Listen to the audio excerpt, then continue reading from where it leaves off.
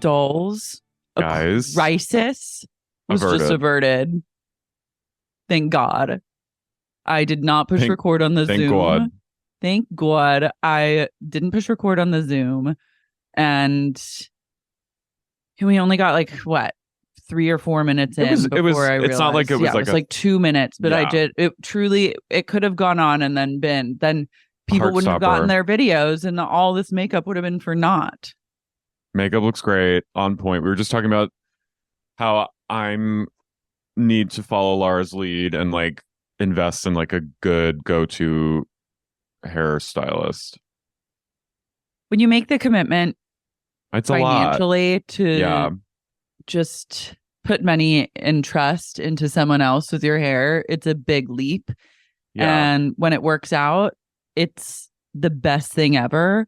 And when they betray your trust, it cuts deeper than a butcher knife. Per your TikTok adjacent suggestion with the coconut oil, the miracle oil, plus my Propiche. You're looking lustrous. My hair it's like thicker than it's ever been. And I'm just like, so now I'm like, okay. It actually really is. Right? You have like a mop of hair. I know. Since I've known you, you've never had a mop until now. I know. That's true though. You haven't. No, it's true. It's not a shade. It's a compliment. It's not shade. I am as honest as can be about. You literally look like challenge. You look like you went to Turkey. I know. So now I need to like really invest and like be careful with it and like make sure. Like right now, I like this length. Yeah, I like it looks when really it's short on the sides. I get like kind of a little, not full fade, but like very close to a fade on the sides, and I keep the curls on top. So it's like very like classic gay, like Berlin kind of hair. But I want to start like really investing in an actual flow to my hair, so it's not just me, little boy, going to the barber. Yeah, you know what I mean. Like I'm ready to upgrade. I'm in my guy. I'm in my 30s. Yeah. And so it's important. I would like to thwart going to Turkey to get a hair transplant. I mean, at some point I'm going to get a hair transplant. Look, I think at all roads lead to Turkey, but Turkey is an inevitability. But I think and Germany, it's apparently. Good to postpone for as long as possible and just save. Save. But for now, the TikTok girlies are onto something. One of the people that reminds me at the front desk check-in at the hotel. Yes. I think he recently went to Turkey, and hair transplant it's a very specific thing, right? Mm-hmm. I'm like, you either had an injury and like you're just showing up without a Band-Aid, or you got like your hairline fully transplanted. But he was like he had his hair transplant out for the world to see. He was like doing his job, like checking people in, like he's like a forward facing employee. And I was like, front of house. I was loving his Turkey transparency. And I had to stop myself from being like, I see you and I appreciate this. Turkey? I was like, did you get a hair I wanted to be like, did you just get a hair transplant? But then you can't really say that. But I think you actually should be able to if someone's like we need to talk about it. We need to talk about it. Men need to talk about it. I've said it before. I can't tell you how many messages I've gotten from women being like, for my husband or male presenting partner, I need to invest. Butch wife. I need to invest in Propecia for them. So tell me about it. And I always am like, it's okay. We need to be able to talk about it. I'd say about 40% of the gays I know are on Propecia. I would venture maybe to more, say maybe 60%. 99% of the gays I know are on Propecia. So there's no shame in it. Another 1% are bald. Every or man they have good hair naturally. Every man, but even then, every man's hair. No, and I don't mean actually. Let me renege that. It's not good hair. They just have like full genetically right. But hair. That starts to thin after it happens to every single male. It happens to females too. No, I know, but you guys it won't have happen to me likely because hair got a lot of locks. Hair thickness is not my problem. Many other things are, but yeah, I would love nothing more than for you to Yeah. find your expensive hair person. I also got a lead on something in Germany that I'll keep updated on. What? Like a surgery? Hair transplant. Oh, love that. I'm all about a European moment. Oh yeah, and I could an East Asian, West Asian, Turkey, Turkey's Middle East or Asia, Eurasia. Yeah. You have to watch the Darcy and Stacey multi-arc season arc where they go to Turkey for a full glow up. I do need to and you watch see that. And it's really they go to like a Turkish bath the night before and they get like kind of manhandled by these like Turkish women, and they're just like in like this gorgeous Turkish bath, like in like one of those, old atriums, and they're just like rolling around naked on the floor, and they stay at a villa, and they get everything done, and it's incredible. It's important. Do they say the price? No, but I appreciate their candor with their surgery, and their surgery enthusiasts. Mm-hmm. Yeah. But I have to really, that show is hard to watch, so I have to really I get really depressed watching it, even though they're queens, and I live for their unapologetic twinness. They freak me out. Mm-hmm. I am only watching Marvelous Mrs. Maisel. I've gone back to season 1 and I'm just like going through because it's grounding and it's Comfort. a happy place, and I can only take that kind of stuff on right now. Yeah, I get it. And it's kind of escapism because the clothes, the vibe. Huge, big budget. Who's the guy that plays Lenny Bruce? I don't know. He's so hot though. I think he's so hot. He's sexy. And he actually does look like Lenny Bruce. I like Googled Lenny Bruce recently and I was like, I've seen him in some stuff before. Love that Rachel Brosnahan is Kate Spade's niece. Did you know that? Wow. I didn't know that. Mm-hmm. Nepo baby. Nepo baby strikes again. Mm-hmm. Ramona Singer, cut from BravoCon. Damn. I mean, that was inevitable. Who will miss her? No one will miss her. Who's going like hoping that what I'm like, I was texting with a friend about this and he brought up a really good point. You're like, I was texting with Ramona about Yeah, I was texting with my friend R and I was like, did you say? And she was like, no, I said, and then spelled it all out, which she basically did. Again. So page 6, like talked to her and she was like, I didn't say. I said when I was talking to Ebony, I said N-word, not, and then like sort of spelled it, but then kind of said it again. But I'm like, Ramona is retarded. So there's no world in which she eloquently says anything respectful, where she knows how to act around like race, gender, sexuality. Like she will always put her foot in her mouth about all of it. And she's not like, but my friend was saying like she's not an aspirational character, nor I don't think has she ever been presented as someone that other women, gays, or anyone watching Bravo aspires to be. If anything, she's always the person. She's an embarrassment to herself and is presented as such. She's an abomination. She's always been an abomination. Right? I mean, like I don't. She's a lesson. So, she's a lesson. Yeah, and I think kind of sometimes it's important to have lessons on TV so you know what not to do. So you know, and how not to be, which is a rich white like you like that is very fair.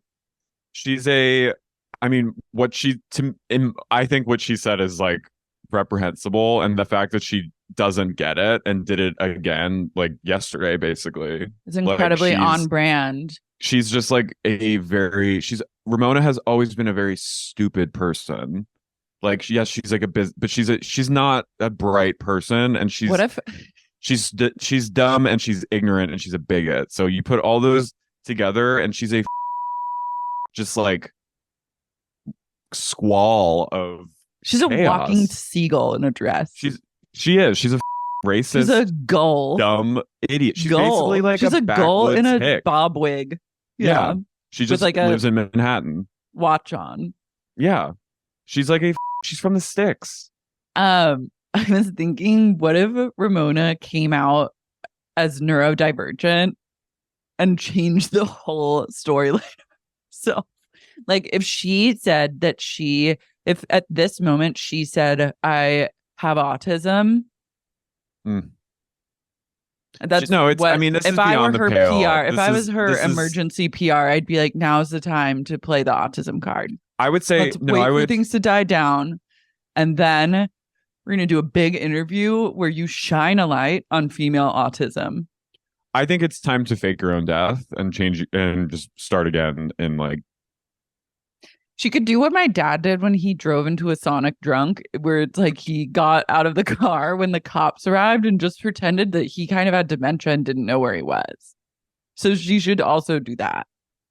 Pull like a Tom Girardi. She could like just kind of. I mean, she's old enough. If she was a good enough actress, she could kind of roam. If she just went roaming around the streets, I think, Ramona.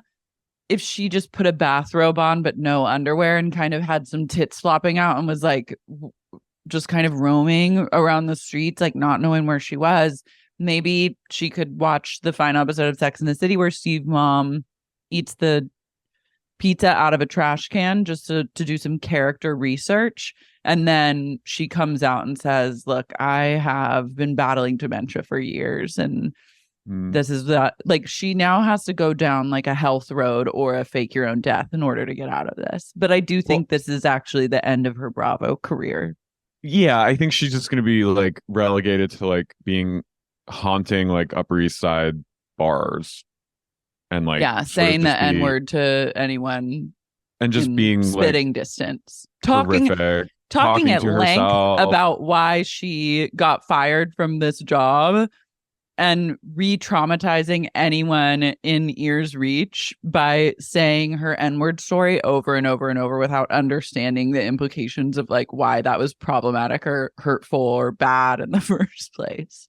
Yeah, she has no like she clearly has no idea. She doesn't understand. There was a photo of her today like snarling at a paparazzo. Like she's just I hope she goes into she needs to go terrible person. into like beat down mode. I want her to start just like beating the out of people on the street.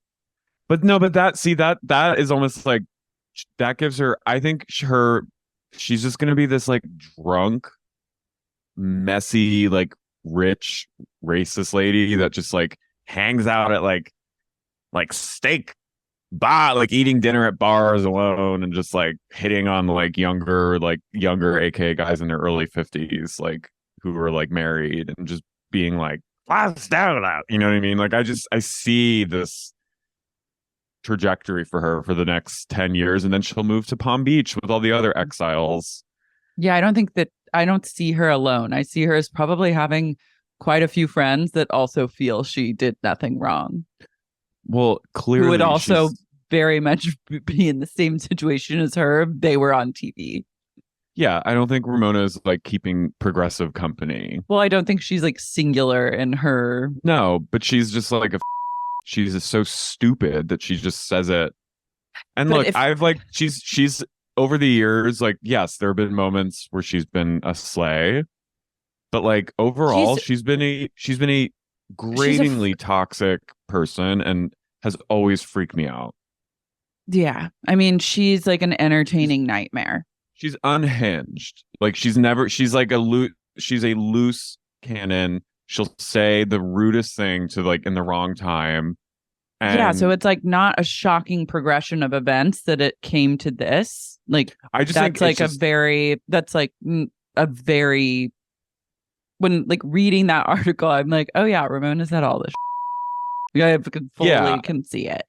It just, but it's still like just like absolutely horrifying when you get confirmation of it. So I think she just is.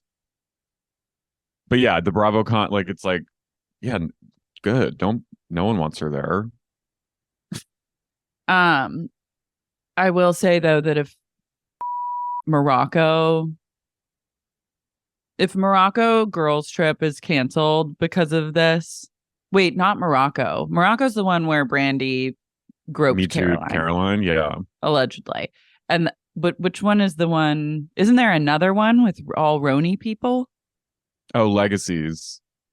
Roni Legacy. Caroline. I'm looking 1 sec, sorry.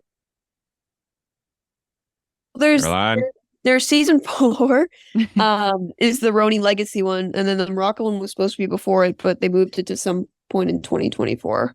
Oh, but Roni Legacy comes out in November. Well, it's not over yet for old Singer. I don't know what they're gonna do. It's as bad as you can get. Oh, it could always get worse, I would argue, because that's just like the name of the like if she keeps giving interviews, like they need to put her on a gag order because she literally is the type of person to just dig her own grave deeper and deeper. So she needs to just now be totally like it's silence time, silencio. And Bravo knows. Bravo also knows silencio. I know she probably is she Ramona and Avery were supposed to do a booth at BravoCon together. Booth. Avery. Jesus. I can't. Avery's had a rough road. Here's the thing. What? I'm just like imagining like subjecting these people on Bravo to BravoCon is honestly like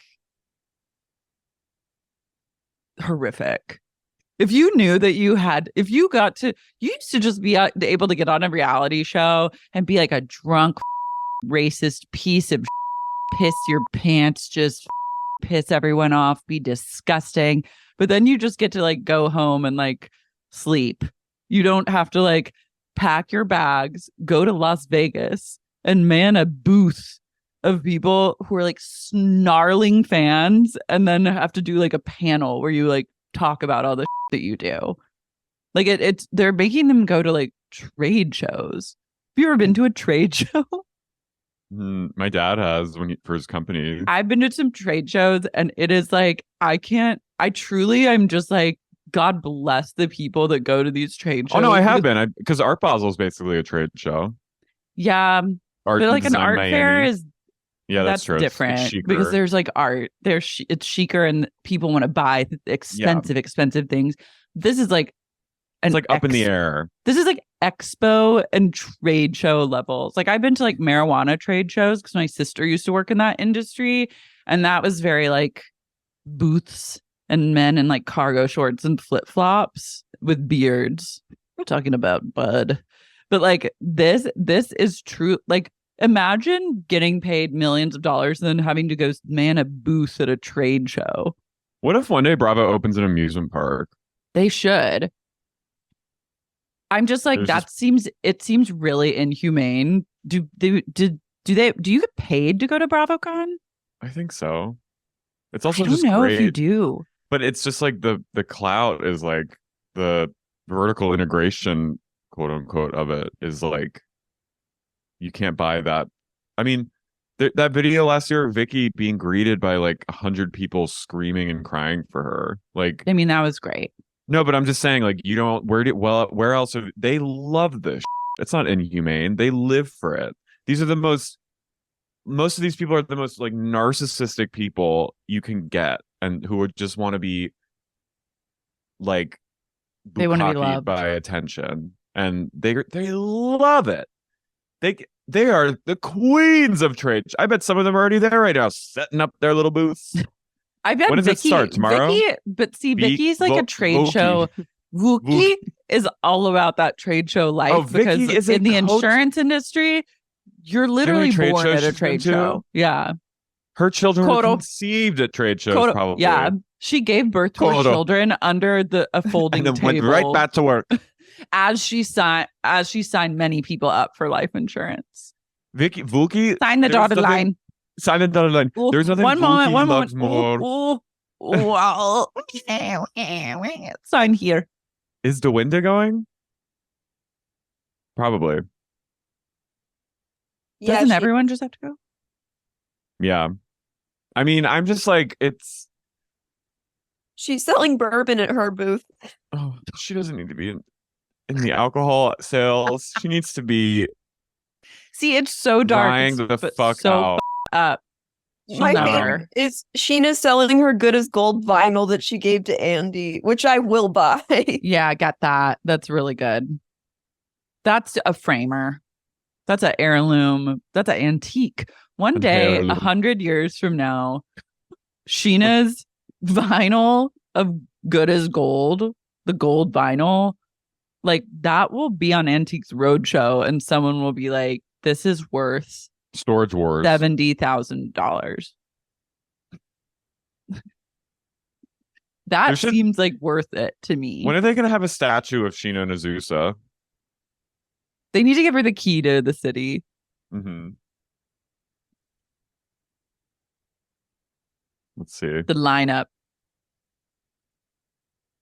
The Bravo Celebrity booths. What? The booths kill me. To have to like man a booth is a fate worse than death, in my opinion. Peruse the Bravo Bazaar. Sandwiches? Sandwiches, wow. Preview. They can preview the sandwich. Last year's BravoCon looked like, remember it looked like the insurrection? Yeah. It was like full Dawn of the Dead vibes, and I was chilled to the bone. I think that Carnival this Cruise, will look, Clorox. I think this will be even more insurrection because it's more centrally located. I feel like easier to get to and more accessible to like more like randos. Just the Javits level Center was taken over. It's depravity. Hilton is sponsoring. Interesting. Lay's and Juvederm. It's brought to you by Lay's and Juvederm. Yeah. State Farm. Fuck out. No. Duds. Wait, Lay's Wayfair. also is like a huge partner. Chips. Something about her. Lay's is like a pivotal part of something about her. AKA Meredith chips Marks. or no chips. Meredith Marks will be selling her jewelry. She buys Sheree. Oh my god. I don't give a shit about the there Summer is a House Meredith thing. No, I don't. I mean, I'd care about Summer House, but I don't give a about Winter House. But Meredith Marks jewelry, for anyone that's listening and has like $1,700 to $2,000 that they're looking to spend on something, A, sign up for the SUP Patreon. It's a really good deal. But B, wait, I have to fix this. There's like a ray of light. What's going on? I kind of like it. Well, let's just get your ring light. No, I have the ring light on. I'm gonna go close the blind really fast. Okay. Why does Shannon have a booth? That seems way too soon to put herself out there. I like it. Well, she's got to sell those vitamins.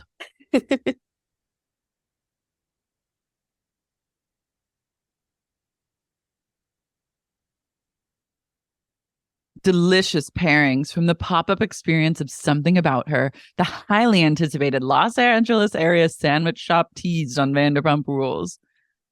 Pairings? Wine and chips?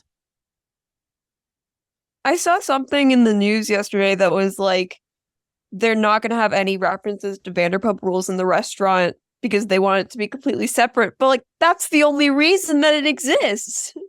And which restaurant? In Something About Her, it's a restaurant, quote unquote. Interesting. Wow, the Carnival Cruise Line, a sponsor that aligns. Clorox also aligns. DoorDash, one hundo. Hilton, why not? Juvederm, Lay's presenting sponsor. Nexus. Oh, that's a hair care line. Okay. Shark Beauty.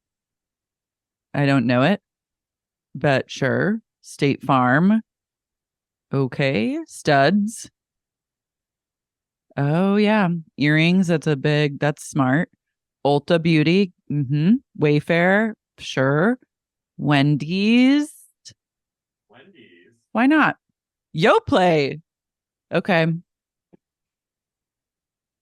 Yoplait. Yoplait. Wow. Lots of a care. Okay, so if anyone has The tea. no, not the tea. If you have the funds and you're looking to go into BravoCon and you're looking to spend like, if you can like just throw $1,700 to $2,000 at something and you like want to walk away feeling glam, Meredith Marks does sell emerald rings, like rings just like with a full band of emeralds or other precious stones. Right. And I tried one on when I went to the Sutton store when she sold her jewelry line at Sutton's store, and it was nice. And I said, I would buy venture this. I'd venture to guess that anyone going to BravoCon can probably shell out $1,700 for something. I think you're overestimating. I think a majority of people going to BravoCon shelled out that money to just go to BravoCon and have the experience. If people are auctioning for like hundreds of dollars, or no, how much was the Raquel hoodie? 7,000? Didn't it get auctioned for? People are willing to spend. Yeah, but I'm just saying, like, don't spend that on a hoodie. Spend it on for the emerald. That goes to like charity. Spend it on an emerald ring for yourself.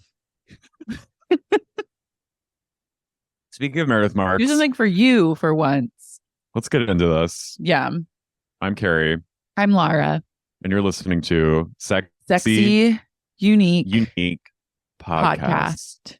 Salty Utah Queens. This episode is about mothers and daughters. This show is so good. Like, I love watching these women work. My mom's surprising take from Dorothy. She said, I find it very boring. Well, I was like, Mom. Perhaps Dorothy's triggered by familial drama and familial bonds being frayed.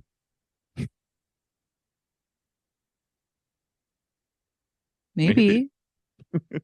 I'm not coming for anyone. I'm just saying, like, that's an interesting take, and I have to respectfully, with love and light, disagree with her, because I think that I could watch Monica and LD spend an entire week together. I want a camera on. They should be on Amazing Race. I need them under surveillance at all time.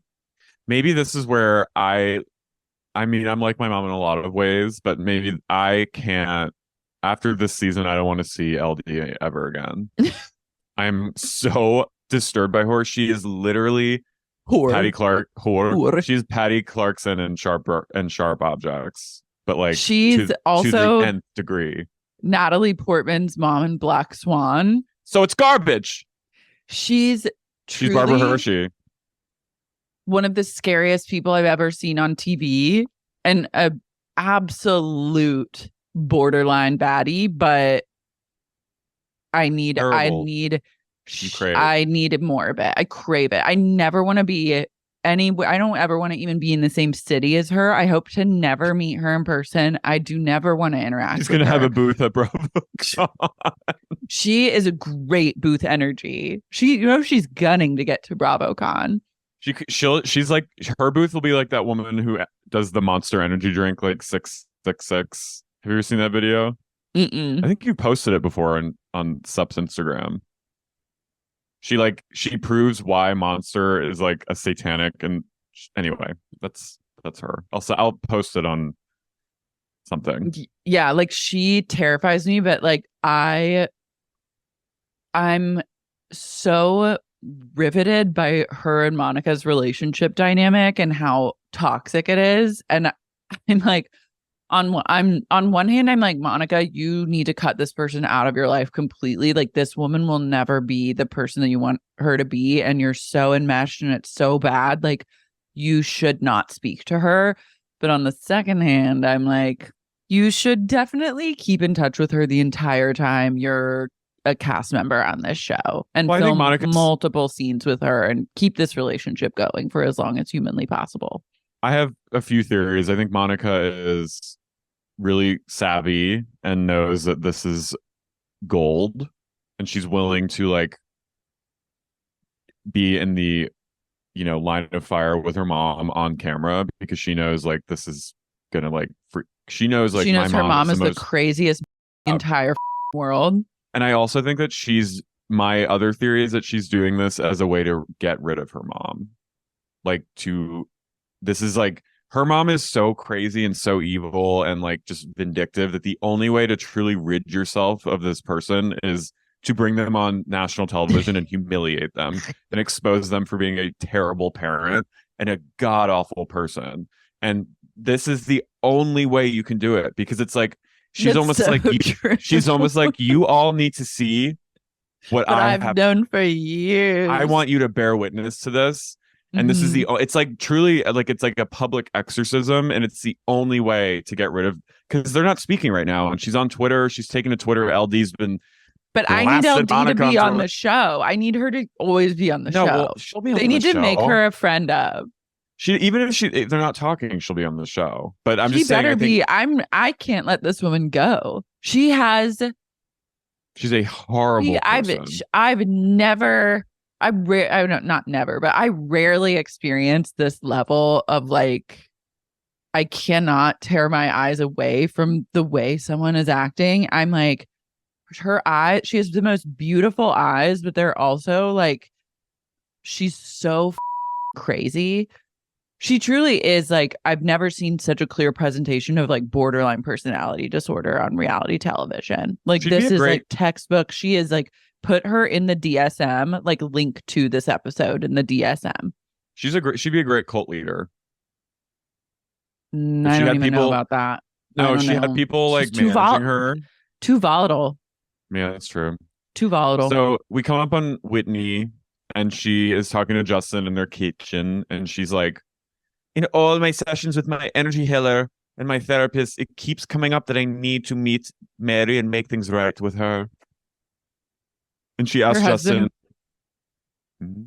Her husband comes in, and he goes, "Hey," and she's standing there. She goes, "Hey, hey." Yeah, they're on their last legs. I just got off the phone with Mary. Yeah, so she's gonna go to dinner with Mary, and then they have like a fake conversation about their schedule where I was like, you're not, when you stop doing this, you're not having this schedule discussion for the first time on camera. No, it's fake. You're simply not. Whitney's a bad actor. Yeah. Justin's going to a trade show and has to miss daughter Bobby's 13th birthday. That's a little crazy. 13's a big deal. Part of me felt like it was fake. Or like they already talked about this. I feel like all the scheduling stuff they already talked about, and they were like, got on the same page of being like, it really sucks, but like, are you sure it's okay if I go? Like, if you give me the okay, like I'll tell them that, or if you say no, like I'll tell them, I'll like work it out, or I'll go a day late or something. And she's like, no, you must go. And then they have these discussions on camera, and he's like, wait, yeah, he seemed caught off guard. What is this company? Is he working at like a startup? I don't want to know. I don't want to know. It feels like MLM. I don't want to know, and I can't. Take that out, Ness. Take that out. It feels like I can't. I don't want to say MLM because I don't want to get cease and desist. I said MLM. You don't have to take out MLM. Okay. Love the fear of an MLM. No, I'm just always worried about Diana. I don't think Justin is going to threaten to sue Sexy Unique Podcast. Okay. I think it's okay. Whitney goes, it would really help me if you were there. I have to do that, and I have an opening event for a charity, so I have a lot to do. And he's like, well, she's booked and busy. I won't be able to help you. And she goes, fine. So love you, Jay. I was like, they are getting divorced. Heather and Monica go snowmobiling, which is so random to me, but I loved it. Seems dangerous. all I can think about is a simple plan where someone dies snowmobiling, and it's just always stuck with me since I read that book. And I'm like, you got to be careful out there. But this place seems reputable. Yeah, they live, laugh, love on the slopes, and then they take coffee at a little ski chalet. And Monica reveals the reason she's so up is because her mom left her when she was 12 with like a random couple in Pennsylvania while she went off to like pursue her dreams in New York. What does that mean? I don't know, but I was like, well, that tracks. Like, I was like, this woman does seem like the kind of woman who would treat her child like a dog. Like, be like, will you dog sit for my child while I like go to New York? And then I just wrote, some people shouldn't have kids. No, she doesn't love Monica.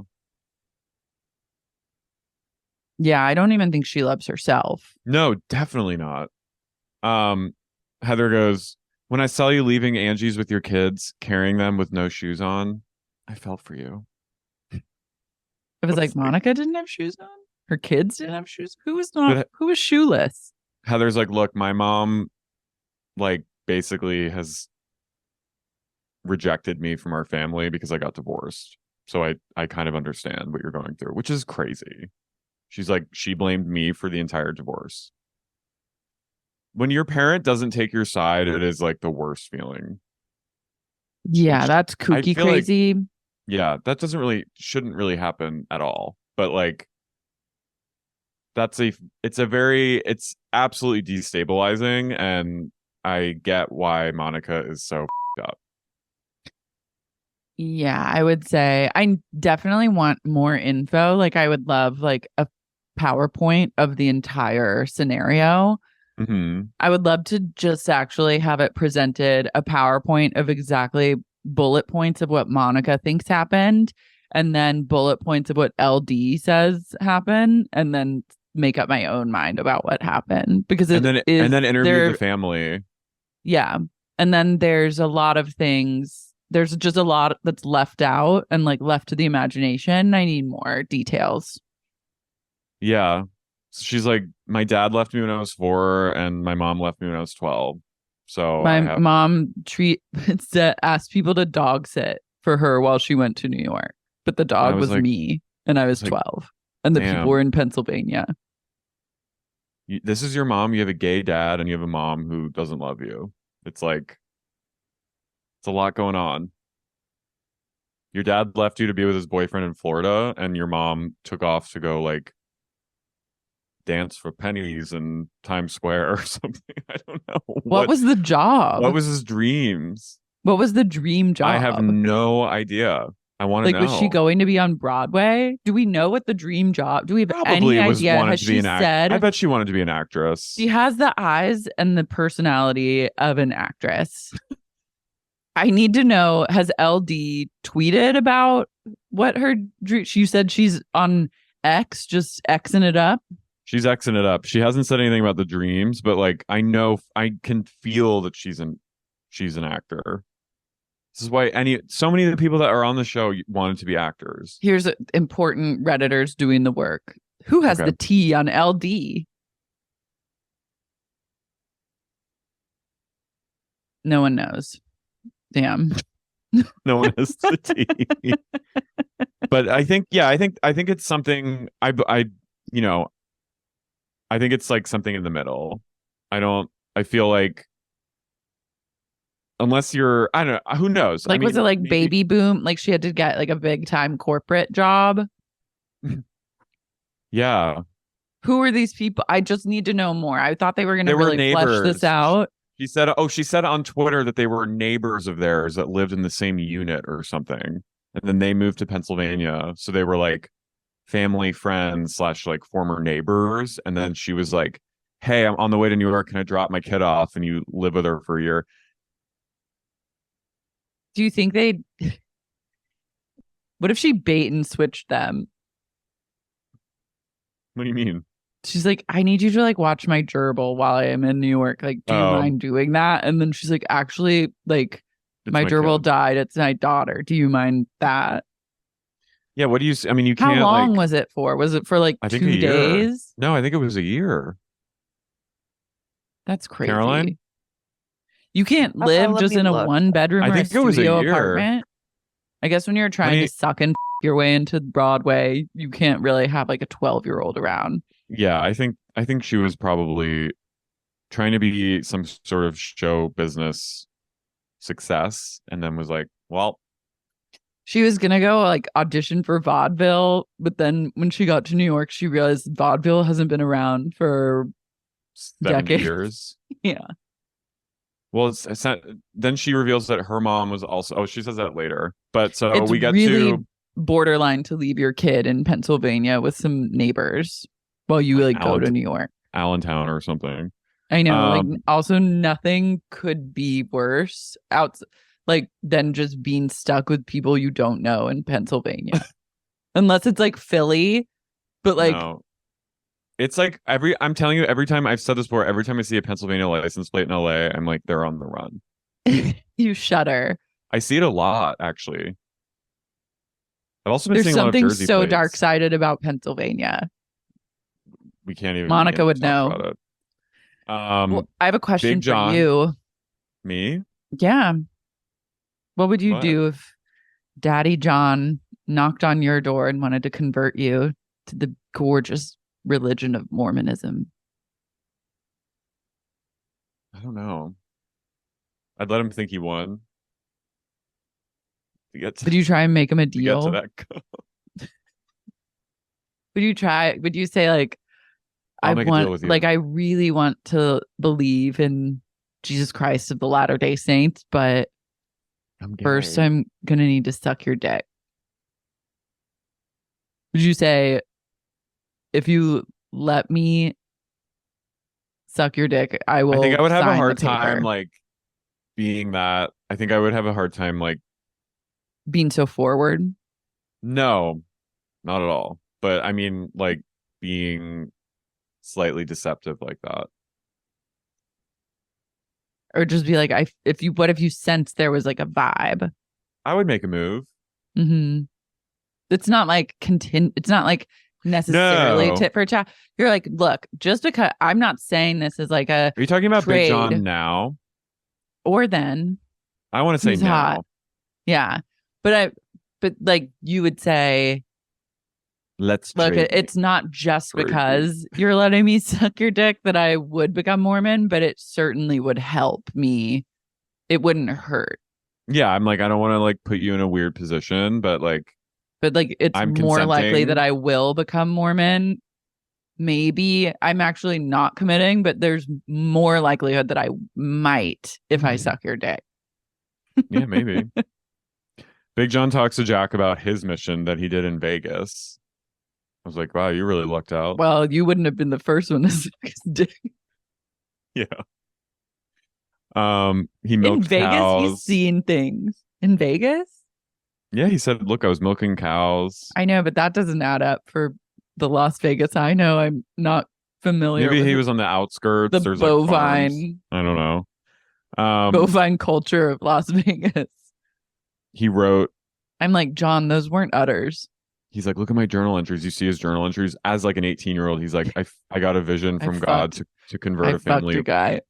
to convert a family of 4. That creeped me out. It's I was like, creepy. that's a lot. This is a lot, and I have to say something.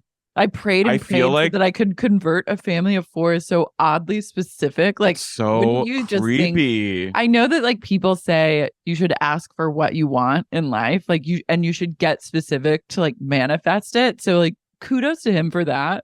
But also like when It's a- you're writing, why as a man are you writing about dreaming of a family of 4? You It's killer. giving like BTK. It's so Um, BTK. I'm very freaked out by this plot line. Like I've now joined Heather in the ranks of like clutching my pearls at this, because I feel like Jack is, we kind of talked about it before, but I feel like he's resenting his mother. Oh yeah, he hates her. and being, he's like googly eyes, all like, father, like I'm your son, I'm in your image. But I feel like, because my theory is because Daddy John is like a full-blown Mormon, like accepted into like the tabernacle and like wears the loins and stuff. I feel like he is more into him, and he sees his mother as like a heathen, kind of. And I feel Yeah, like I think he's he beginning thinks of her as like a dumb bitch. no, and I think I'm sensing this like like kind of men are superior to women a little bit.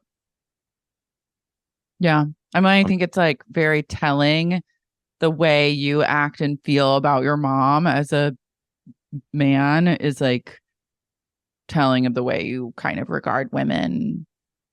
Period. Yeah, and like there's one thing like moms like that's what they embarrass their teenage sons. Like that's yeah, what but they like do. to roll But your it's like he minimizes her and rolls her eyes, and I'm like, your mom's the queen of Sundance. Your mom is Lisa Barlow, one of the most important people in America to today. exist in the past like 10 years.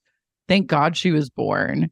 Like, you have no idea how lucky you actually are. And you're going to sit here and act like she's so stupid and everything she does is dumb. And like, she's like, you. I hate how disrespectful he is. And I feel like he's trying to get his friends to also laugh at her. And They do laugh at. I saw that too. It gives me on Real Housewives of Dallas, Cameron Westcott's husband, who's like the short, like rich little, and he's like minimizes her constantly because she's like 6'5" and like gorgeous, and he has his kids like treat her like she's an idiot too, and I'm like, oh my god, they're learning to minimize the mother from the father, and I feel like it's a testament to John a little bit. Well, I think it's time for John to step Crack the whip and say, "Spare the rod, beat the child." You can't treat your mom like that, and you cannot act like that. She's your mother, and she's my wife, and she's Lisa goddamn Barlow. Have some respect. Well, first she walks in and she goes, "Hey, what are you guys up to?" Jack's getting his call in 3 days' time about where he will be going on mission. So Lisa's having a big party for him. She goes, "What do you want at the party?" And he goes, "Liquid death and charcuterie." And Lisa goes, "That's it? That's so boring." He goes, "Boring is good." And she goes, "Okay." Imagine the Queen of Sundance offering to throw you a huge party and you being like a little prick about it. I also was stopped in my tracks, literally mid-bite of my salad, by John Barlow's tie-dye Moschino sweatshirt. I said, "I need it." "Excuse me? Need it? What?" I literally was like, why on earth? I was like, not in front of my salad. That was like Le Boussy. That was truly, I was like, this is a citizen's arrest. I was like, Leisha should divorce him on those grounds alone. No one, really no bad. gender of person. That's a sweatshirt a dog should wear. And even a dog, didn't I would say that's hideous. Didn't he a little bit look like Le Boussy?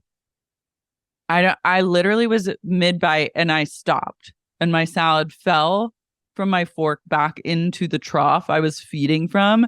And I literally couldn't, my mouth was agape at that sweatshirt. Think about marrying someone and pledging to spend the rest of your life with them, and you have kids and you have a full life together, and you say, we're going to go out to dinner for the show that I'm on. I'm the Queen of Sundance, Lisa Barlow. Like, let's go. We're going to go out to dinner. And your husband shows up I gotta say, sweatshirt. I think Lisa probably approved it. There's no way John. I'm sure Lisa got it for him. It was a rare miss for our queen. I think John got it for himself, thinking that Lisa would like it, and then she just accepted it because she has bigger fish to fry. I just love her going, "That's it? That's so boring." I love her going, "K. She goes, "I don't know. I'm really beginning to feel like Jack doesn't have any care or respect for what I say. And I don't understand him. Like, what? He wants to get frosted tips? Okay, whatever." I love her now on his hair. I know, she's dragging him to hell. Basically, she just wants like a cool gay son. I yearn to. I would imagine just having her as a mother. I would be obsessed. She goes, look, whatever you do, wherever you end up, what's going to happen is like, if you want to come home, you can. Like, our doors will always be open. And what I want to tell you is like something that really happened to me that scared me. And that is, I had a roommate in college. And one night I came home and she was sitting on my bed wearing all my clothes. And I said, what are you doing? And she said, I wanted to see what it was like to be you for a day. And I was like, sure? What? This psychological thriller? I was like, give me more information. And I 100% see that happening to her. And that I person believe her, who did but that I was also like, damn what? You. What? It's hard sometimes on Zoom. The person who said that and did that to her was me. You were her roommate in the 90s. Mm-hmm. What have you found out right now? I was like 55. She goes, yeah, she was so weird. Oh my God, you might meet some weird people. I would say that your chance of meeting really weird people is so much higher on a Mormon mission than it is going to college. 100%. Someone wearing your clothes is the least of your worries on Mormon mission. Yeah, I think you're more likely to meet someone that will like one day like, yeah. Do you know what? This is also literally, I'm now remembering our last episode where we thought that Jack was going to get taken. And now I actually do think he's about to get taken. Well, wait, hold on to it. So Meredith arrives to meet Heather and Mon and Whitney for a cross-country skiing moment. The way Meredith...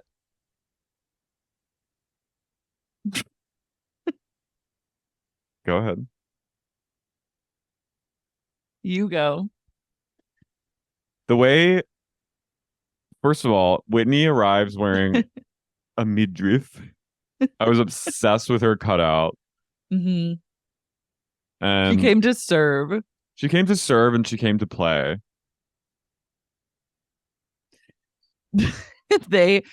Cross-country skiing is kind of hell because you can't make any turns because only your toes are connected to the skis and your heels aren't. And you just are going in a straight line. And if you try and turn it all, you'll fall. Yeah, it looks really arduous. It's hard. I did it once in high school and I was like, never again. The way Meredith moves while cross-country skiing is like mesmerizing to me. She's moves in this like narcotic, like drippy, just like fluid motion. And I'm like, she is a creature. I'm obsessed with her.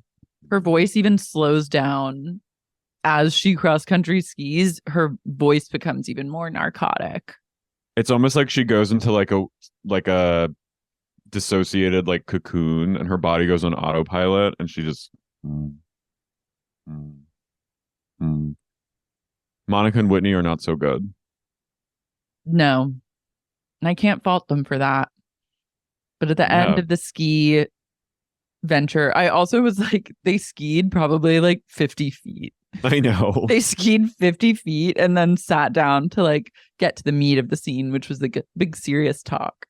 And wait, Monica I realized Meredith looks like she moves like a camel. She's very camel coated. Mm-hmm. Monica reveals that everyone's like, whoa, nice Range Rover. And Monica's like, oh, well, I have to actually rent this Range Rover because my mom took mine away. Like, I pay the bills, but her name is on the lease or the deed or whatever. Yeah. And after the big old fight at Angie K's Easter party, she said, if you don't give me back the car by like 4 p.m., I'm going to call the police and say it's stolen. Psycho. So she says that whenever she does something that her mom is pissed about, she punishes her by taking away her car. That's which is MVP villain. MVP worst mom ever. But also, doll, not to victim blame, and this is not a victim blame. This is on you. You want a Range Rover? like you could have had a Toyota, a used RAV4, or you could have gone for like a used Honda CRV. You could have gotten like a very good deal on a car that you maybe were able to afford or didn't have to like put someone else's name for. Like, I don't know what her credit situation is. It's someone that has had a torched credit history. I know the struggle of having to have someone else like co-sign, but if you know who your mom is and you're playing with fire, you got to do things like in an affordable way within the boundaries that life presents, or else you let a borderline personality cunt of a woman who birthed you take their name and put it on the lease. You're gonna get burned by that. Yeah, she needs to play dirty and just get like a ratty ass car so that whenever the mom, it's like, well, all right, you want it? Take it. Take it. Yeah. Take Nope. it. Doesn't bother me. Doesn't bother me whatsoever. Yeah. She compares also, her mom renting to Ted. you're just gonna go rent a Range Rover then? I know. That seems really expensive. Yeah, she doesn't have Just her shit don't together. I love it. We've all had our struggles with like making sound financial decisions, and I don't mean to judge, but I can't help but wonder. She compares her mom to Ted Bundy. Not wrong. And who says it? Heather goes, we all know. We all have stories about Ted Bundy in Utah. I was like, what? What? Yeah, Was I he in also Utah? caught that. But I guess he was active in he was caught in Aspen. I know that. He was just in mountainous regions, just generally. Did all of them have like relatives who like narrowly had like strange encounters with Ted Bundy? Monica goes, he was charismatic. I feel like Heather's trying to do a lot of like bringing things back to me and my story and my thing, and no one's taking the bait, which I appreciate because I've had enough of her bad Mormon story. Whitney Rose says she didn't speak to her mom for 13 years after when she had the affair with Justin. And the way she said it too, where like Heather started talking and she was like, well, you remember, Heather, I didn't speak to my mom for 13 years, actually. And I was like, damn, she hates Heather's ass. But she also knew Heather didn't remember and thought her mom's story was more important and sadder than Whitney's sad mom story. Well, here's the thing that everyone knows. If anyone's the bad Mormon, it's Whitney. Whitney's the baddest, the wildest Mormon. She is. She was a heretic. She was slut shamed. She was scarlet lettered. She risked it all for love, and she turned her back and got wild child. Meanwhile, Heather is like kind of bad. Heather's more the mid Mormon. That's what mid Mormon would be like. Mid Mormon. Did we say this or did I say this already? That Mid Mormon would be really good. This episode Mid Mormon. But like Whitney should write a book called The Baddest Mormon. Baddie or Mormon Baddie or Badder Mormon. Badder Mormon. Badder Mormon.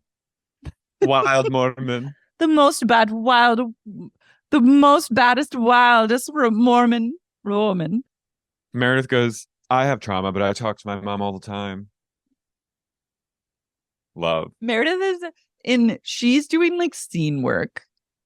Whitney goes, I want you to come to Bobby's birthday party, but I don't want you to have beef with Angie K. I think it's hard when you said you want to ruin her life. And Meredith goes, as my friend, I want to know how you were able to drive by my car, crashed on the side of the road, and you not call or text me to see if I was okay. Wait, so I was truly shocked by this. She reveals that when she drove into the snowbank, Whitney, her car pulled up, stopped like momentarily, and then kept on driving.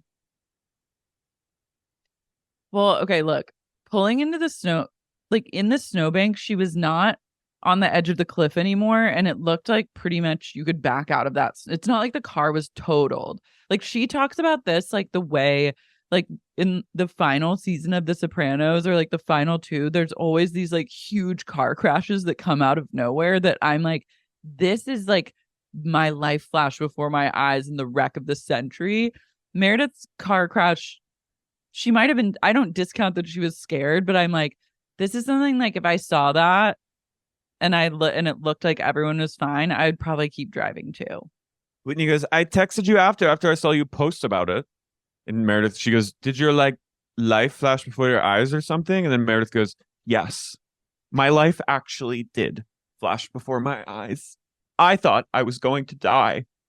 And I was surprised to see you just drive around us. I thought I was going over the cliff. I was going over the cliff. Also, That this would've been tailgate spread is shocking. aspirational. They literally whip out The chairs, loaves? set up loaves, They had charcuterie, and two roadies. pumpernickel. They had two pumpernickel loaves, like the dark bread that's Cheesecake really Factory. good in the bed. Yeah, it was the Cheesecake Factory bread basket bread. Those loaves caught my It was like eye. this- I go, Yeah. But they just whipped it out within seconds. There's a full, I mean, I know it blue was editing, cheese but within olives. olives, charcuterie, wine, just in the middle of the parking lot. Oh, she goes, my life did flash before my eyes. And the thought that that was my last significant interaction at Angie's, that was the moment. It was incomprehensible. And everyone just So- kind of was like, okay. All right. Sorry. I like that they're still Meredith is like still litigating this like car crash, even though that was like 4 episodes ago. Oh, Meredith also tweeted, this girl says, I want everyone to feel bad for me, the one who's been on a healing journey for 4 years. And I went, and I tweeted at her, I said, Meredith, do you listen to Sup? Confirmed listen. And then someone said she's Lady Swamp, which gives no fuck. What if we found out that the cult member were all just like actual Real Housewives and the entire cast of Vanderpump Rules? Pradama. That would be amazing. Sheena Angie's Shea dad comes giving over. us $50 a month. Angie's father comes over with lemons to squirt and squeeze to make chicken lemon rice. And I just wanted that so bad. I was like, I want to It's just really squeeze lemon good. into my mouth. The Greek chicken lemon rice is like, oof, it's cozy and yummy. They're from Crete. Yeah.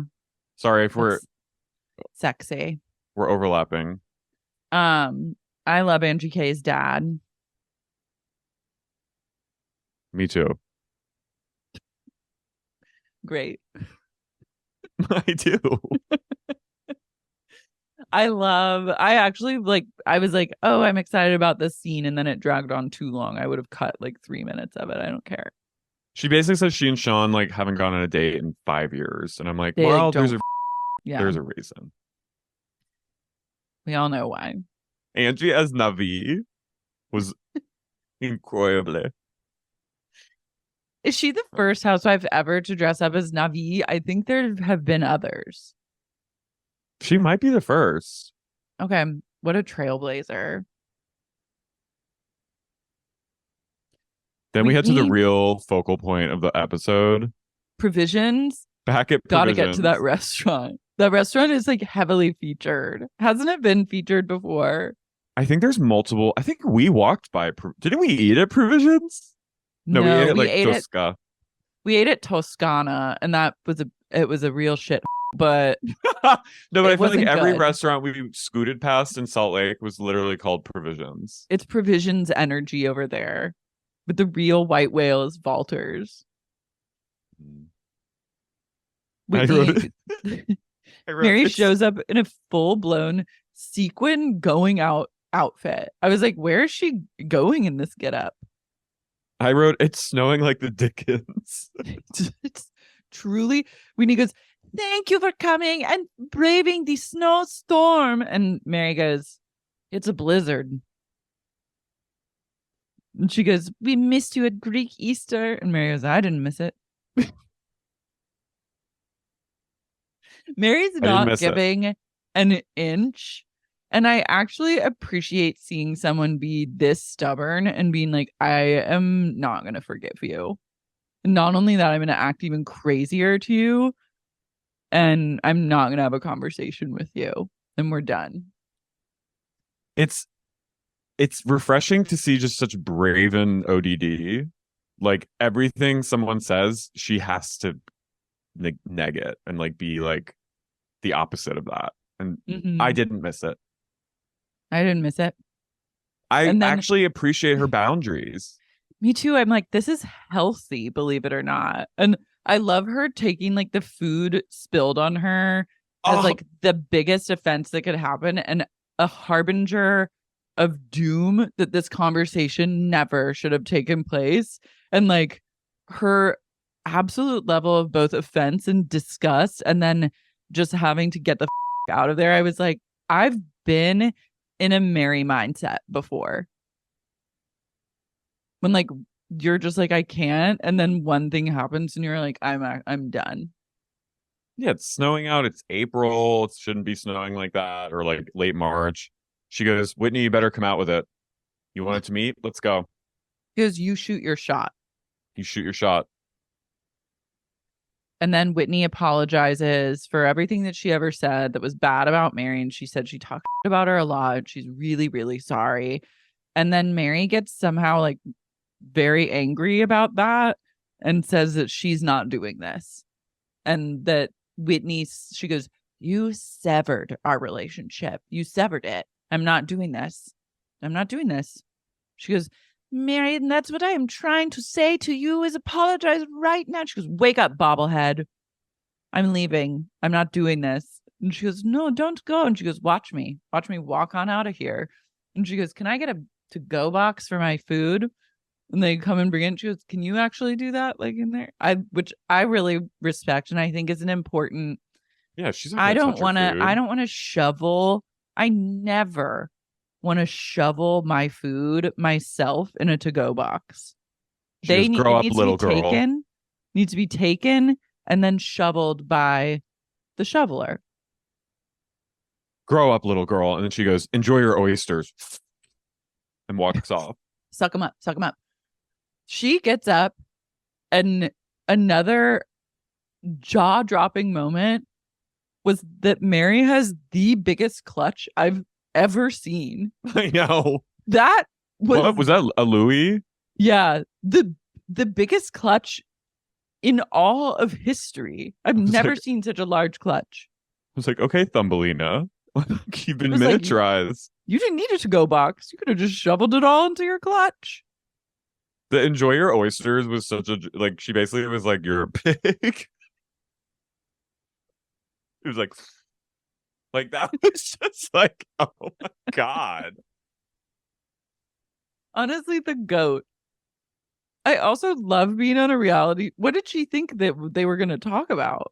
She doesn't get it. But it's really good. The way that she doesn't get it is like, I hope she never gets it. Because no, this she is won't. Actually, it's incredible that a show cast a woman who quintessentially has zero understanding and zero desire of understanding how this job works, yet is a fan favorite, leaves and is like brought back because it was like the only way to like keep the franchise alive. Like they needed her, and yet still is like, she doesn't get it. She didn't understand the assignment, which means she did understand it. She understands it by flouting the assignment and doing a completely, not only refusing the assignment, but doing like the complete opposite of the assignment at any given time. She's God. You know what? She is. And I believe that more than ever. And the Kardashians always say, if you want to make God laugh, tell him your plans.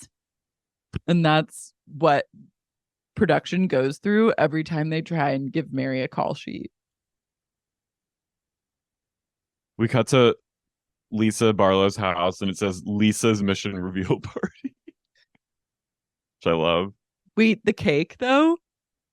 I know. We need that cake. I need that cake at my 40th birthday. I'm getting a cake that says born to serve.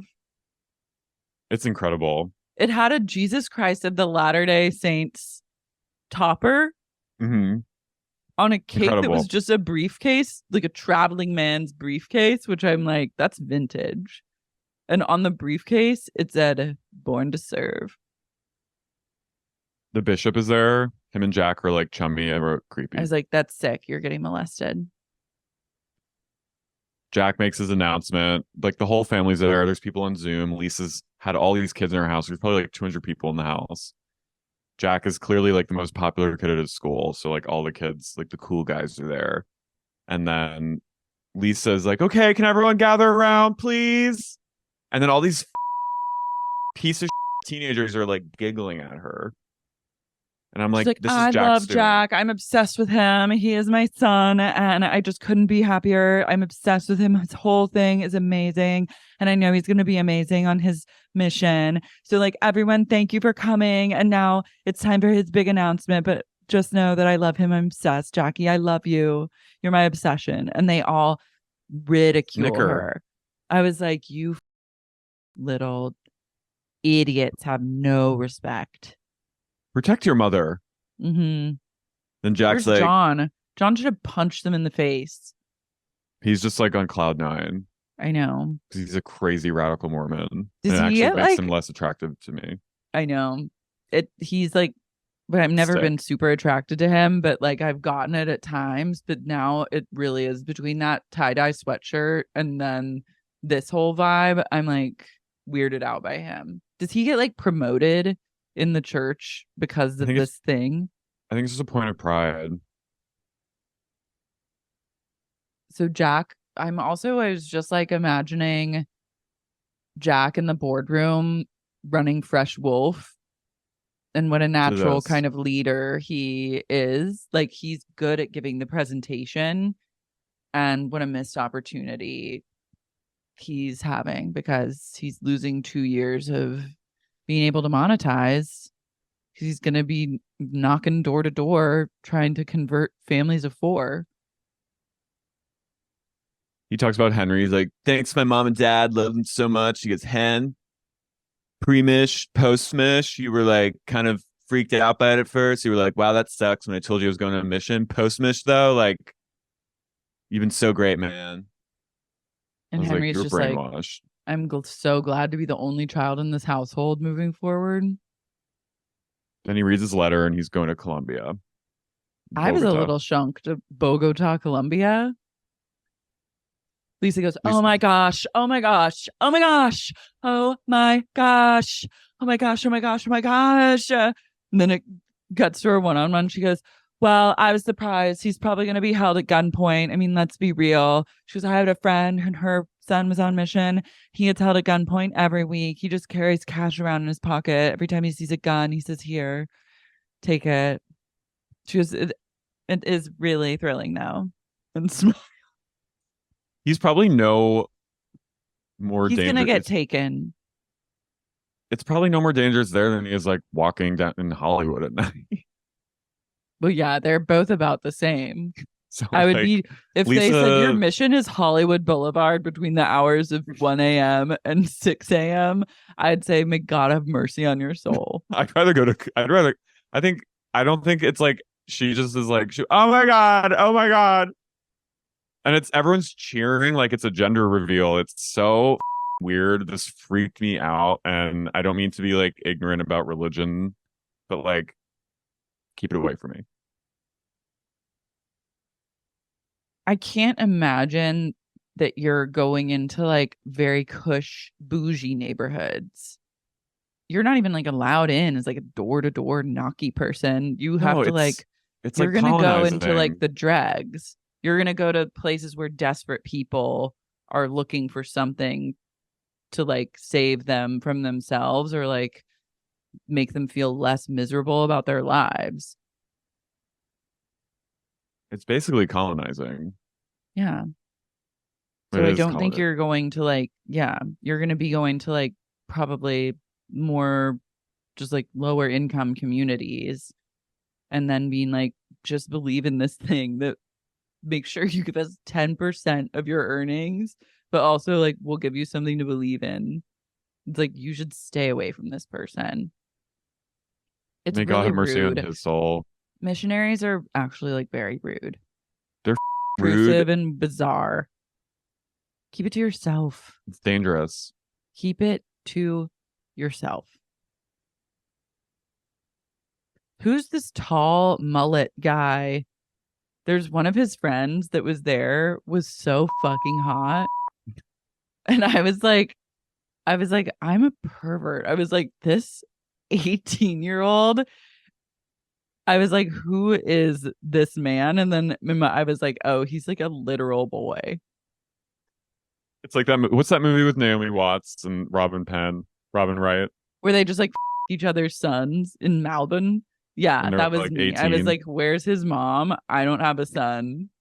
I have a pug. She can spend time with Tony. Don't him, please. Please don't. But like, I'll her son. Yeah, they just. So I was like, it was. My God. But I'm also in a mood today where everybody I'm driving by, I'm going, okay. It's hotel life. It is hotel life. Once you're in a hotel long enough, you become like, I'm having an affair. No, I'm literally like talking out loud in the car, like commenting on everything I see. I slowed down past a coffee shop and this guy was like peacocking outside of it, like had parked in his like Porsche and was like wrapping a shirt around his like broad shoulders, like wearing a wife beater. And I go, ooh, okay. Ooh, I've done that before. Right. Yeah. You just literally slowed. I'm like, oh my God. I slowed down, took like, a long look. I was like, you're a perv today. I know. I feel like that's LA though. That's LA. And now I feel like much like Mary and her husband, I feel also like a predator. Because also I don't realize how old I am. Truly, I don't think of myself as being 39. Like I still think of myself as like at least a decade younger. And then I'll like see people that are hot and then I'll realize that this is like an 18-year-old guy or like a 23-year-old. And I'm like, oh my God, I'm disgusting. I'm a the cycle goes. I know. And I was like, no. I know that's a joke, obviously. I love you. No, you're not. I know I'm not. But I am liking some TikTok. No, I'm just like, don't even say it out loud in this climate. Oh my God. Everyone needs to get over it. I've like, you can make a groomer joke. It's not that big of a deal. No, it's crazy. Like, yeah, I mean, I remember when like Jacob Elordi was first on the scene. He was like 18 and I was like, like, that's a man. Right? It is like that. Like I saw some like my algorithm served me some like shirtless guy with a mustache like running and I was like, oh my who's this daddy? I was like, oh. And then I looked at his profile. It said like 23 years old. I was like, Shane, oh you're sick. I was like, you're sick. But everyone's 23. Guess what? 18 legal. In Utah, very legal. Oh, in Utah? Forget That's like old age. No, I'm like, Jack's friend, if you're listening to this podcast and you want to come later, I was like, head on over to LA. I got a hotel room with a mini. Come on down to Sofitel. Come on, walk on into the Sofitel. You'll be my special guest. I've got an ensuite and vertical blinds. Look, I got blinds that open up. The windows won't open. Yeah. The windows don't open anymore. They're protected. But guess what? We can put Tony in the bathroom. They're all virgins. They are. Kind of makes them hotter. Oh my God. They all like suck each other off. They definitely like. I'm telling you, 60% circle jerk. Every Mormon guy, most Mormon guys, you're either gay or you're like, why aren't you gay? It's like weird if you're not gay and you're Mormon. Gay for pay eventually. Yeah. If you're not a closeted come man, to LA. You want to come to LA walking under the Sofitel? I'll show you how to be. I'll take you over to the Beverly Hills, Beverly Center and buy you a shirt real quick. Yeah, I'll take you to the Beverly. Hey, you ever heard of? There's this huge mall called the Beverly's. Okay. I'm staying right across from a big mall. I lure him here. It's legal. I go, hey, it's legal every. Imagine if I learned one of the sons of a housewife to LA and started dating them, flying them all over town. That's And like when everyone they goes, she's sick, she's twisted. I go, hey, it's legal. it's like Sam and Aaron Johnson. Yeah, what? It's legal. He's in. Look, Very in. They have like 5 he's like kids. incredibly in. He's both feet in, jumped in head first. People always are going at. They're always calling her a groomer. I'm like, shut up. Get over it. He's Women like can't 30. be groomers.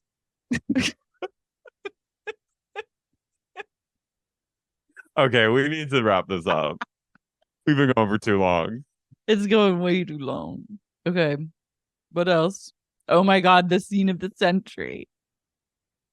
Monica and her mom meet, and They're literally like at a mall. It's a restaurant that is looking like a mall food court, yet is not, and is a restaurant nonetheless. Monica sits down, and Linda just starts crying. Fake crying. LD cycled through All the 2,000 emotions. different emotions, trying every single thing to see if it fit. And then the way she and Monica talk to each other is not like mother-daughter. It's like sisters. And I'm like, this is sick and wrong. Like, you've got to get this woman out of your life. But I do love the work that you're doing here with her. It was like a true like masterclass video of like someone with a narcissistic personality disorder trying It's every borderline. angle.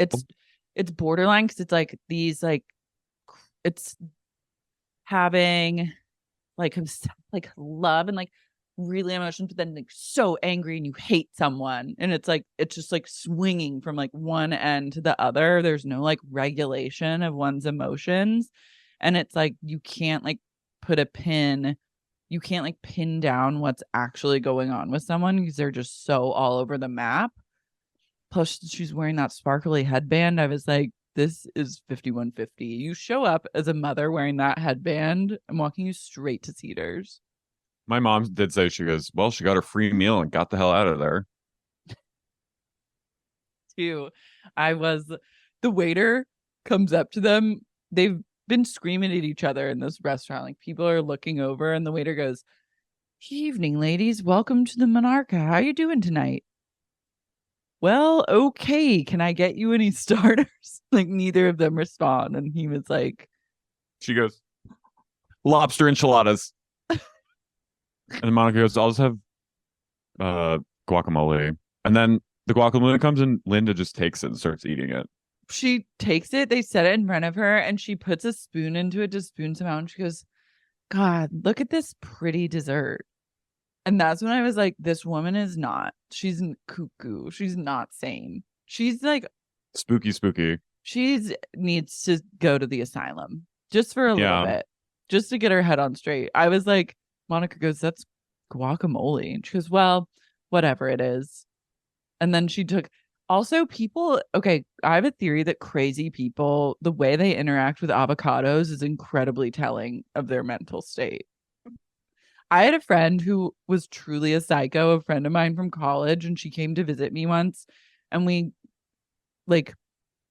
she was kind of LD energy where she would all of a sudden just like snap about something. And she was like a little bit ODD and a little bit LD. And like we were in Whole Foods and I was asking her like, my hands were full. And I was like, oh, I want a chocolate croissant. Like we were standing by the croissant. I was like, would you grab me one? She was, I'm not your slave. And then like looked at me and I was like, okay, like I thought we were just like at a grocery store. Like I just was, my hands were full and we were not doing kidding. No, like serious and actually like angry, like setting the boundary. I was like, okay. That's then scary. No, it's scary. I was like, and then she refused to like buy the groceries with me. It was like, I'll just get these. And then she was going to get hers, which was like, whatever. And she got 2 avocados. And then we got in my car and I was like, had some words with her and it kind of got into like a little bit of a spicy back and forth. And she took 1 avocado out of the bag and she took a bite out of it. With the skin? She took a bite out of it with the skin. And That sucks. I said, there's no reasoning with this person anymore. They've shown their Feral. cards. That's feral. And when LD said, look at this, such a pretty dessert about the guacamole, I was like, this woman has lost the plot and there will be no conversation, just reputation. I think Monica even had that moment where she's like, this isn't happening. Yeah, she was like, peace out. That's she basically said that LD's mom was like a total cunt to her as a child too, and she's damaged from that, and she's just cycled it down to Monica, who refuses to treat her daughters like that. So she's trying to break the cycle of trauma, which I appreciated her like illuminating that. But like, there is no reasoning with this woman. She's an evil person. She doesn't love you. She'll never love anything. She can't. And she just wasn't meant to have a kid. And that's fine. She's incapable. She's incapable of being a mom. She's never going to be your mom. She's never going to be a source of unconditional love. It's 100% conditional. And it's not worth getting in the weeds with her financially. It's just not. You're better off figuring it out for yourself. You do not need a Range Rover that bad. No, and your mom should not she should live back in Boston. She should take her mom and go back home and where they have their family back there and just stay away from each other. Oh my God. Her mom is the grandma. I like that grandma. Yeah, but I can see her being a real mean piece of work. Yeah, well, with a daughter like LD, yeah, you might have. But it's like, just move back to Boston. Your kids should not be near, like, she's a threat to her children. Yeah. Spiritually. It's not just good. Like, all this, and then you decided to have 4 kids. And then Monica's like, I'm leaving. And then Linda's like, well, I'm going to stay and finish my dinner because I haven't eaten in 3 days. LD is one to watch. Keep her as far away from me as humanly possible, but like, keep her on TV for the love of God. She's mage. She's horrific. The worst person I've ever seen on reality TV. Really, really grateful for my own mom, which I don't need LD to do that. It's a nice affirmation. Like, my mom is actually like God. Like, my mom and I have had our problems, as every child and parent tends to have, but like, at the end of the day, I was like, thank God my mom was not like this. Yeah, she loves you. Yeah. Thank God. It's like White Oleander. I'm saying it again. I know my mother loves me. She even loved her. Michelle Pfeiffer in that movie. The LD can't even be that. LD is on another planet. Damn. She had to go chase her dream. It was my New York dream job.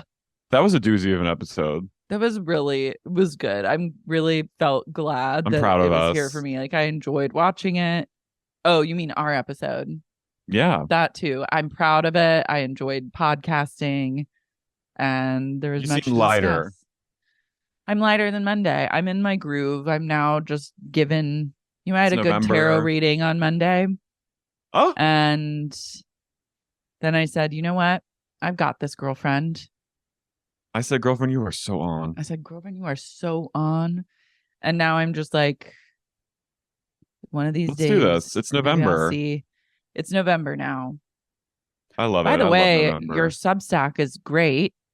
And Thanks. if everyone's listening still, thank you. But also, it's like one person left.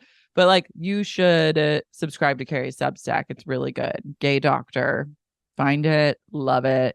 Thanks. Did a big old Halloween post. And it was lovely. I'm proud of my Hillary costume. Your Hillary costume was hysterical. I rocked it, doll. You rocked. You were born to serve in that. Did my own makeup. I love that. Looked old as hell. I loved it. Wore those heels. That way. The heels looked really good. Like, I was attracted to your feet and ankles. My friend from high school went, wow, your ankles. And I was like, I think I like kind of femme. From the waist down. Femme. I'd hit. From the waist down, I said, who is she? And then I would go, ooh, who is he? And then the waist up, terrifying. Then the bald fists up, nightmare, but in a good way. It was in a perfect way. With those ankles, those ankles, those dainty ankles, those dainty ankles and a large foot. I was like, my God. I was also just traumatized from seeing you wear heels with a tube sock. So I had no idea you were really holding back like the ankle goods. You made us wait and work for it. I said I'll show them when I'm ready. I'll show them. I'll show off my fair ankles. It really was. I was like, it's catalog level, like giving like Net-a-Porter. Thanks. When I look at like black pants on Net-a-Porter, but I want them like a little bit cropped, and it shows me the model, just a headless model with her black pants and an ankle out. And I'm like, God, I love those. Look at those feetsies and the heels. It's aspirational. I'm glad I was giving aspirational with my ankles. Really waist down aspirational. Waist up. Nightmare of your worst nightmare. Simon brought Toxica back. Oh my God, I need to see a pic. I'll send it really quick. Okay. He went full femme. Oh my God. I love his right? They're so good. That's really sexy. He just owns it. He's amazing. He is. You're both amazing. Thanks, doll. All right, guess what? Here's good news. We have 22 cult members. The cult grows and grows. People know what's good. Wow. Lucy from London. Brooke Johansson. Danielle McMillan. Lady Swampwitch gives no Malzatov. Diana Gonki. Mary. Maisie McKierney. Mike Earhart. Sharon Baum. Realtor. Courtney Kesselman. Carrie Whitmer. Owsley. Mariah Kay. Kathy West. Rochelle Martino. Kit Moore. Orlando. Nick Sidieris. Emily. Kim Lucas. Jeffrey Pradama. Thank you guys. Wow. Cult. Orlando. Orlando. Welcome to the fold. The great news about being a cult member is that you pay $50 a month to get a shout out, but then you also get videos and any sort of digital downloads that we do, like the Halloween special, which are like a little bit of an extra charge.